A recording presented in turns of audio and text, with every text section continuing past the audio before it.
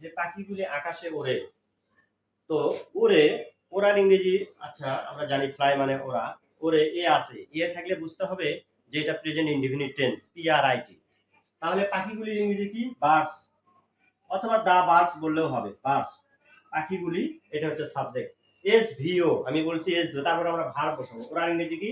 Fly মানে ওড়া, F L Y, fly. এখন দেখেন এই পাখিগুলি হচ্ছে third person plural number. Subject যদি বহুবচন হয়, ভার্বও বহুবচন হবে। আর ভার্ব বহুবচন মানে এস অথবা ইএস ছাড়া। আবারও বলতেছি, সাবজেক্ট যদি বহুবচন হয়, ভার্বও বহুবচন হবে। আর ভার্ব বহুবচন মানে এস বা ইএস দেওয়া যাবে না ভার্বের সাথে। ফ্লাই কোথায় ওরে? In the sky, in the sky, S K Y, sky. এবার আসেন, পাখিটি আকাশে ওড়ে। এবার পাখি কিন্তু একটি পাখির কথা বলছে, তাহলে আমরা কি দেব? The bird, B I R D, bird, পাখিটি কোথায় ওড়ে? ওড়ে। তাহলে পাখিটি, এটা হচ্ছে সাবজেক্ট, এই ওড়াটা হচ্ছে ভার্ব, তাহলে ভার্ব বসাবো তারপরে, এটা হচ্ছে ভার্ব, এটা হলো সাবজেক্ট। তাহলে ওরা ইংরেজি কি? ফ্লাই। তাহলে এখন আমরা দেখেন, বার্ড এটা থার্ড পারসন সিঙ্গুলার নাম্বার হলে অবশ্যই ভার্বের সাথে এস বা ইএস যুক্ত হবে। অর্থাৎ এইটা যদি, অর্থাৎ দা বার্ড, এই পাখিটি যদি থার্ড পারসন সিঙ্গুলার নাম্বার হয়, তাহলে ভার্বও সিঙ্গুলার হবে। আর ফ্লাই এর সিঙ্গুলার হচ্ছে ওয়াই উঠে গিয়ে আই এস যুক্ত হবে আর কি, F L I E S, flies in the, অর্থাৎ এস বাই এস যুক্ত হবে, in the sky, in the S K Y, sky. দেখেন এইটা থার্ড পারসন সিঙ্গুলার নাম্বার হওয়ার কারণে ভার্বের সাথে এস বাই এস যুক্ত হয়েছে, আর এটা তো হচ্ছে অ্যাডভার্ব অফ প্লেস আর কি, ইন দা স্কাই। আচ্ছা ঠিক আছে, একইভাবে এটা সাবজেক্ট, এটা ভার্ব, এটা হলো, এটা কি? অ্যাডভার্ব অফ প্লেস, অ্যাডভার্ব আর কি। দেখেন এটা বহুবচন হওয়ার কারণে ভার্ব বহুবচন, আর ভার্ব বহুবচন মানে এস বাই এস ছাড়া।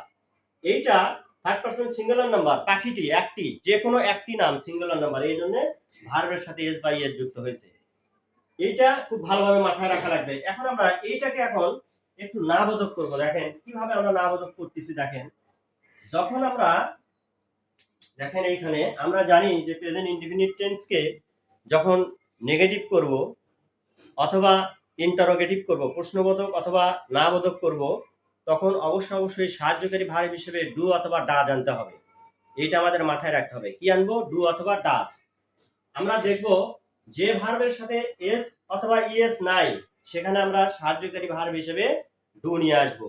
আর যে ভার্বের সাথে এস বা ইএস আছে, সেখানে সাহায্যকারী ভার্ব হিসেবে ডাজ নিয়ে আসব, এস আলা নিয়ে আসব। তাহলে এখানে যেহেতু এস আলা নাই, তাহলে এস আলা আনা যাবে না, ডু ডাজের মধ্যে থেকে ডু আনতে হবে। এটাকে আমি নেগেটিভ করব এখন।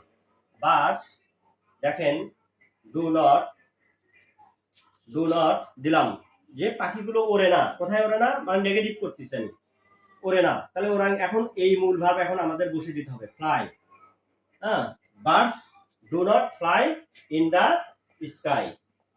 একই ভাবে দেখেন, the bird flies in the sky, পাখিটি আকাশে ওড়ে। তাহলে এটা হচ্ছে থার্ড পারসন সিঙ্গুলার নাম্বার, এখানে ফ্লাই এর সাথে ফ্লাইস আছে। তাহলে যখন এস বাই এস আছে, তখন ডু অথবা ডাজের মধ্যে থেকে আমরা কি নিয়ে আসবো? এস আলা নিয়ে আসবো, নেগেটিভ করার জন্য।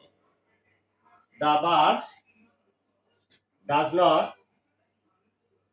নট নিয়ে আসলাম, আনার পরে এই ফ্লাইস আর ফ্লাইস থাকবে না, এটা মূল ভার্ব হয়ে যাবে। মূল ভার্বটা কি? Fly, F L Y, fly, fly হয়ে যাবে, F L Y, fly in the sky. তো এই হলো ডাজ নট আর হচ্ছে ডু নট এর ব্যবহার। একইভাবে আমরা যখন প্রশ্নবোধক করব, এটাকে যখন আমরা প্রশ্নবোধক করব, তখন আপনারা দেখতে পাবেন যে দেখেন কিভাবে আমরা প্রশ্নবোধক করতেছি এটাকে।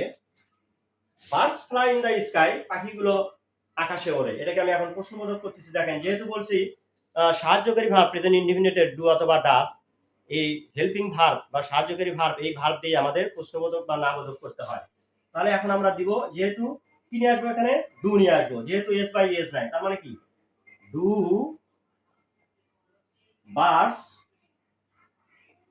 তারপরে মূল verb fly in the sky, পাখিগুলি কি আকাশে ওড়ে।